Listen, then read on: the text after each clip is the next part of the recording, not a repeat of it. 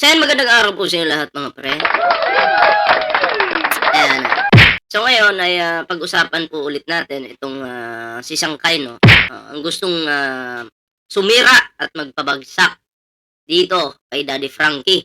Kasi nga daw itong si Sangkay ay concern na concern daw dito kay Ansing at sana nga daw nanawagan pa po siya, sana nga daw may magligtas kay Ansing.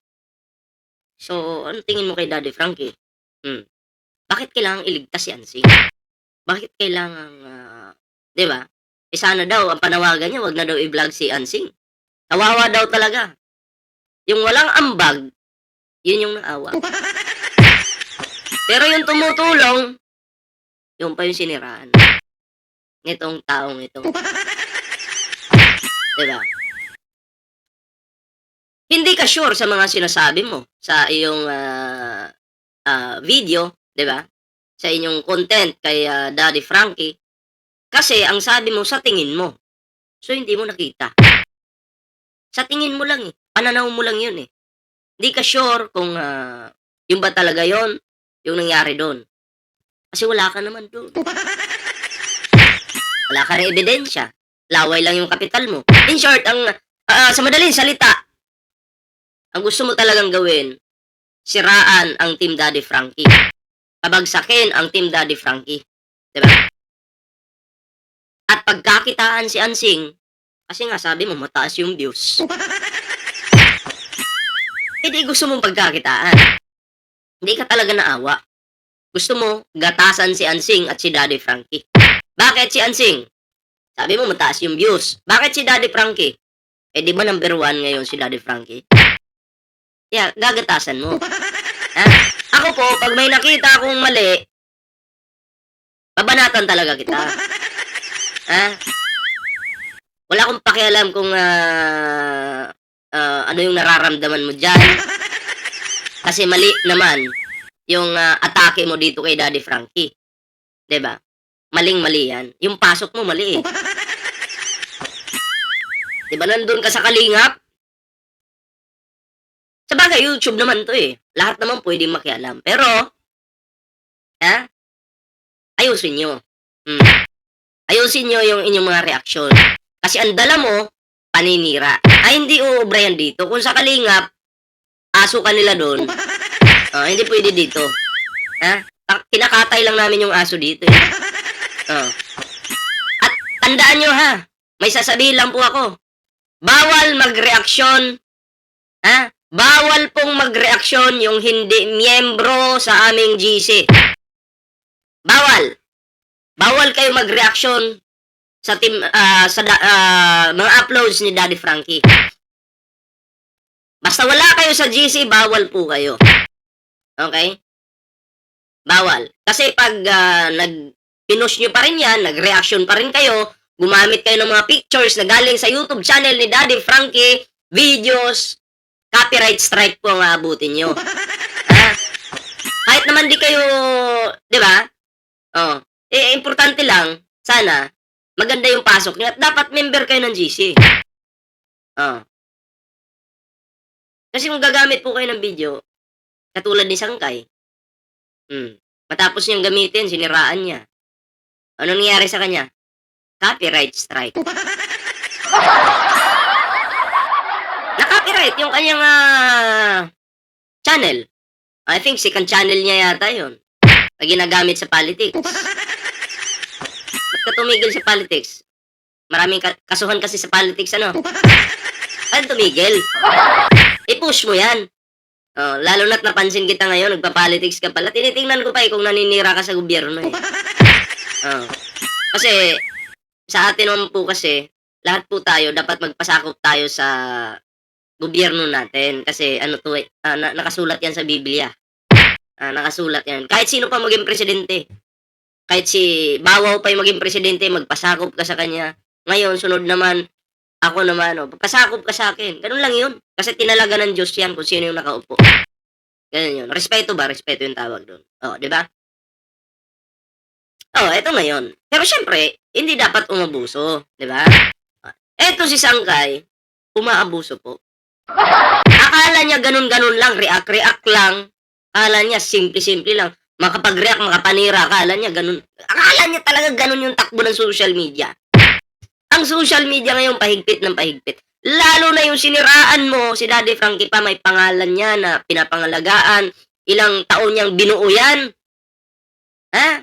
Tapos sisirain mo lang.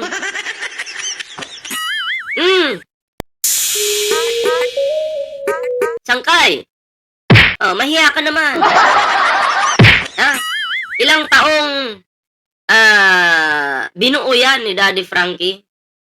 Yung kanyang pangalan, inalagaan niya, 'di ba?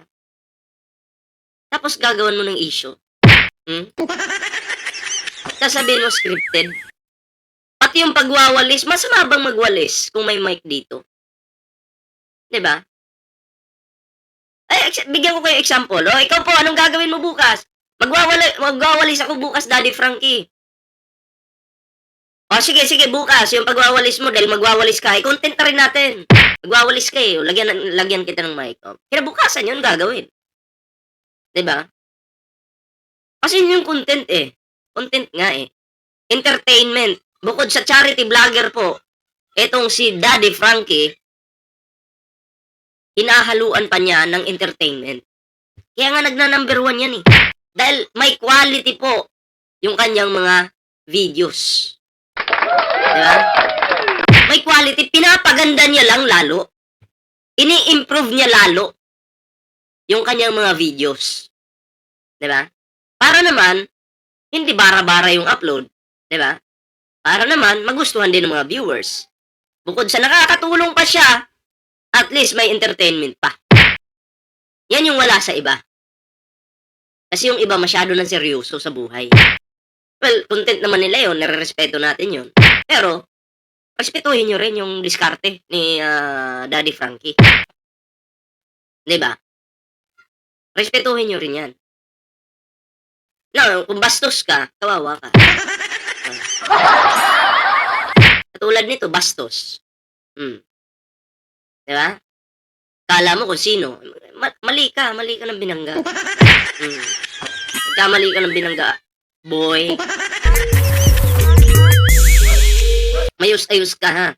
Sangkay, ayusin mo yung sarili mo. Hindi ito content lang, seryoso ito. Kala mo yun na yun, content? Then after nun, magbubura ka, mag-hide ka. Wala na, nakasira ka na eh. Nakapanira ka na ng tao. Diba? Binarubal mo si Daddy Frankie, winalanghiya mo. Oh. Kumustahin mo yung sarili mo. Sabi ko nga sa'yo, babalik yan sa'yo. Pag bumalik yan sa'yo, pilay ka talaga. Ganun yun, kasi may karma eh. Oh, may karma. Kaya ang tanong ngayon, kakayanin mo kaya Sangkay pag bumalik sa'yo ito? Yun ang tanong eh. Scripted daw. Pwede mo naman sabihin, oh, okay, sa tingin mo, scripted lang. Sa tingin mo. Eto pa yung matinding sinabi mo eh. Iligtas daw si Ansing. Kumbaga, kulang na lang sabihin mo na wag nang magpapagamit si Ansing. Kung may, wag nang magpapagamit si Ansing dito kay Daddy Frankie. Dun sa mga video mo na yun. Bakit? Masama bang tao si Daddy Frankie? Sa tingin mo, masama ba? Ha? Masama bang tao? Kasi kung masamang tao si Daddy Frankie, kung alam kong nanlalamang siya sa kapwa niya, kahit po ako, babanatan ko po si Daddy Frankie. Kilala niyo naman ako eh. Pero kasi nakita ko, sa vlog, sa personal, mabait na tao yan.